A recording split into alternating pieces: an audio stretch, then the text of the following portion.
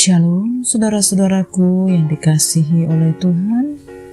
Senang sekali kita boleh berjumpa kembali pada hari ini di dalam mendengarkan renungan firman Tuhan. Saya percaya kita semua diberkati melalui renungan firman Tuhan, persekutuan kita dengan Tuhan. Nah saudara-saudaraku, hari ini 12 November 2022 kita boleh lebih lagi merenungkan firman Tuhan yang akan kita dengarkan. Mari saudara-saudaraku, saya mengajak kita untuk satukan hati dan berdoa. Bapa kami yang di surga, dikuduskanlah namamu. Datanglah kerajaanmu dan jadilah kehendak-mu di dalam hidup kami seperti di surga.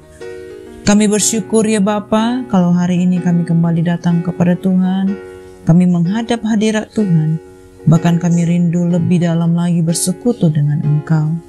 Ya Bapa, penuhi kami, urapi kami, sehingga firman Tuhan yang kami dengar sungguh-sungguh tertanam, berbuah di dalam hidup kami, sehingga menjadi berkat di dalam seluruh aspek hidup kami, dan juga bagi setiap orang-orang yang mendengarkan firman Tuhan. Kami bersyukur ya Bapa untuk hari ini. Kami percaya setiap kami akan terus Tuhan pakai menjadi alat bagi kerajaan. Ini kami Bapa, kami siapkan hati kami, Roh Kudus menolong kami. Hanya di dalam nama Tuhan Yesus kami berdoa. Amin. Nah saudara-saudaraku yang dikasihi oleh Tuhan, kita akan bersama-sama merenungkan firman Tuhan yang berjudul Jadilah Pemburu Tuhan. Firman Tuhan ini tertulis di dalam Pengkhotbah 6 ayat 1 sampai dengan 12. Nah saudaraku, saya akan membaca firman Tuhan ini bagi kita semua. Kita boleh bersama-sama menyimaknya. Ada suatu kemalangan yang telah kulihat di bawah matahari, yang sangat menekan manusia. Orang yang dikaruniai Allah kekayaan, harta, benda, dan kemuliaan, sehingga ia tak kekurangan suatu apapun yang diingininya. Tetapi orang itu tidak dikaruniai kuasa oleh Allah untuk menikmatinya, melainkan orang lain yang menikmatinya. Inilah kesia-siaan dan penderitaan yang pahit. Jika orang memperoleh 100 anak dan hidup lama sampai mencapai umur panjang, tetapi ia tidak puas dengan kesenangan, bahkan tidak mendapat penguburan, kataku, anak gugur lebih baik daripada orang ini. Sebab anak gugur itu datang dalam kesia-siaan dan pergi dalam kegelapan, dan namanya ditutupi kegelapan. Lagi pula ia tidak melihat matahari dan tidak mengetahui apa-apa. Ia lebih tentram daripada orang tadi. Biarpun ia hidup 2 kali 1000 tahun, kalau ia tidak menikmati kesenangan, bukankah segala sesuatu menuju satu tempat? Segala jeripaya manusia adalah untuk mulutnya, namun keinginannya tidak terpuaskan. Karena apakah kelebihan orang yang berhikmat daripada orang yang bodoh? Apakah kelebihan orang miskin yang tahu berperilaku di hadapan orang? Lebih baik melihat saja daripada menuruti nafsu. Ini pun kesia-siaan dan usaha menjaring angin. Apapun yang ada sudah lama disebut namanya, dan sudah diketahui siapa manusia, yaitu bahwa ia tidak dapat mengadakan perkara dengan yang lebih kuat daripadanya. Karena makin banyak kata-kata, makin banyak kesia-siaan. Apakah faedahnya untuk manusia? Karena siapakah yang mengetahui apa yang baik bagi manusia sepanjang waktu yang pendek dari hidupnya yang sia-sia, yang ditempuhnya seperti bayangan? Siapakah yang dapat mengatakan kepada manusia apa yang akan terjadi di bawah matahari sesudah dia? Amin. Saudara-saudaraku, kita mungkin rajin berdoa, membaca Alkitab, pergi ke gereja, dan mengikuti pelayanan. Dan kita merasa kita sudah cukup mengasihi Tuhan dengan hal itu. Tetapi saudaraku, mengasihi Tuhan masuk ke dalam tingkat yang lebih dalam. Kita harus mengenal Tuhan untuk bisa benar-benar mengasihi Dia. Kita harus benar-benar mengalami Tuhan untuk dapat mengasihi Tuhan dengan segenap hati, jiwa, dan akal budi. Mengasihi Tuhan berarti kita tidak mau berhenti berhubungan dengan Tuhan. Hanya Tuhan yang ada di dalam hati dan pikiran kita. Lupakan setiap ritual-ritual, kewajiban ataupun tata cara berdoa, tetapi datang saja kepada Tuhan. Saudaraku, iblis selalu bersiasat supaya kita disibukkan, bukan hanya dengan hal-hal duniawi, tetapi juga dengan hal-hal yang baik. Tetapi yang baik bukanlah yang terbaik. Hal-hal baik mampu memakan waktu kita sehingga kita dapat melupakan Tuhan. Pelayanan, keluarga, pekerjaan, usaha, persekutuan, serta ritual gereja memang baik.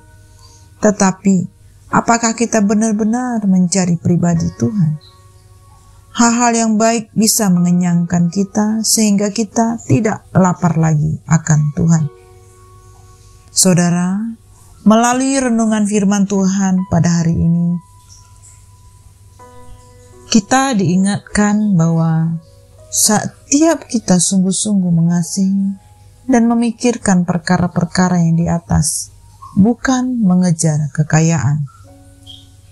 Jadilah pemburu Tuhan atau orang yang mengejar Tuhan dan hadirat-Nya, yang selalu rindu ataupun memprioritaskan waktunya hanya untuk Tuhan terlebih dahulu.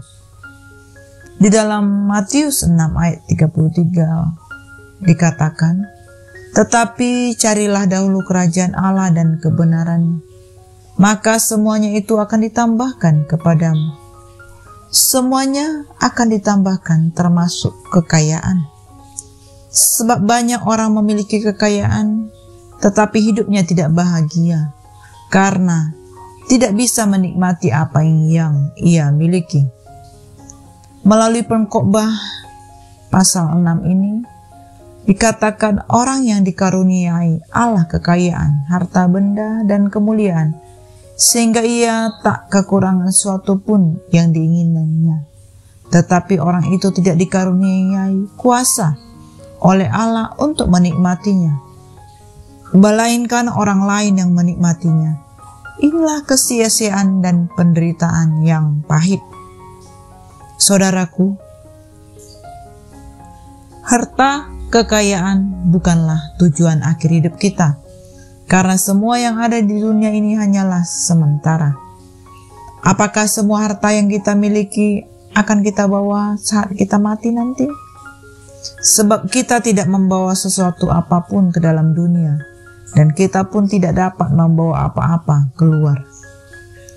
Jika saat ini kita dipercaya Tuhan untuk memiliki kekayaan yang lebih, ini adalah kesempatan bagi kita untuk berbuat baik, menjadi kaya di dalam kebajikan, suka memberi dan berbagi.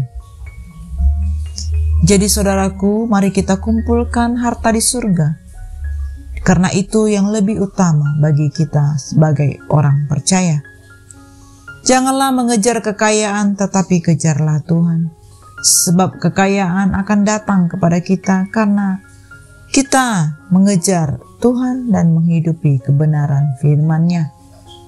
Carilah yang abadi. Bila kita hanya memikirkan perkara-perkara yang sementara saja, maka suatu saat kita akan kecewa. Dan kita akan menjadi orang-orang yang bijaksana, yang mementingkan perkara-perkara yang kekal. Mengumpulkan uang tidak akan mempengaruhi kekayaan ataupun kekekalan kita, tetapi menolong orang untuk dapat mempengaruhi kekekalan kita. Seperti firman Tuhan di dalam Filipi 3 ayat 12-14. Bukan seolah-olah kita telah memperoleh hal ini atau telah sempurna, melainkan kita mengejarnya kalau kita dapat menangkapnya, karena kita pun telah ditangkap oleh Kristus Yesus. Saudara-saudaraku, aku sendiri tidak menganggap bahwa aku telah menangkapnya, tetapi ini yang kulakukan. Aku melupakan apa yang ada di belakangku dan mengarahkan diri kepada apa yang di hadapanku, serta berlari-lari kepada tujuan untuk memperoleh hadiah, yaitu panggilan surgawi dari Allah dalam Kristus Yesus. Nah, saudaraku, seperti yang Rasul Paulus katakan, ketika dia dipanggil untuk melayani Tuhan, dia mempunyai target yang harus dia capai. Dan kita sebagai anak Tuhan seharusnya kita juga memiliki target ataupun sasaran.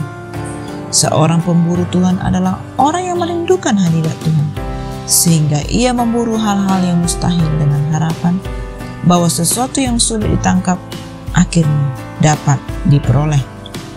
Demikianlah saudaraku renungan firman Tuhan yang dapat kita dengar pada hari ini. Jadilah sebagai pemburu Tuhan, maka kita akan menikmati semua yang baik yang Tuhan telah sediakan bagi setiap kita. Amin. Mari kita satukan hati dan kita berdoa. Terima kasih Bapa buat firman-Mu yang sudah kami dengar. Kami percaya firman-Mu sungguh-sungguh tertanam di dalam hati kami, menjadi rema, kekuatan dalam hidup kami. Ajar kami terus Tuhan untuk semakin merendahkan diri kami, sehingga firman Tuhan yang kami dengar adalah firman Tuhan yang membawa kami semakin intim dekat dengan Tuhan.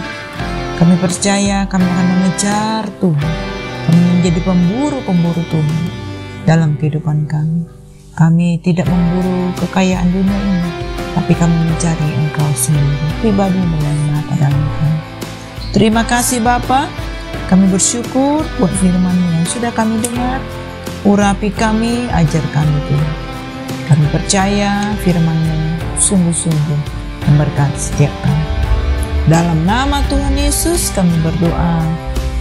Amin. Nah, saudara-saudaraku, selamat berakhir pekan, selamat menikmati hadirat Tuhan. Tuhan Yesus memberkati.